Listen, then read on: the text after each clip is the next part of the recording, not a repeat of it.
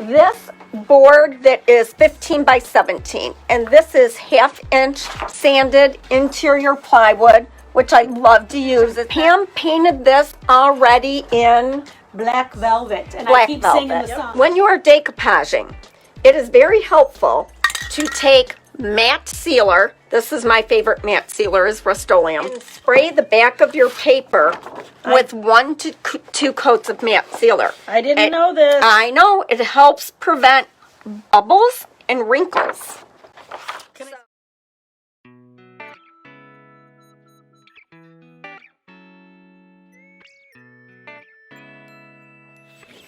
We are going to decoupage this in the upper section, and I'm going to use clear liquid patina to decoupage.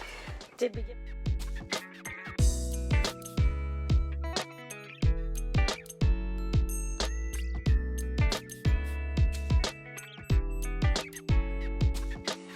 My card is more parallel, and you can use a dry shop cloth. You don't want to use your finger if it's wet.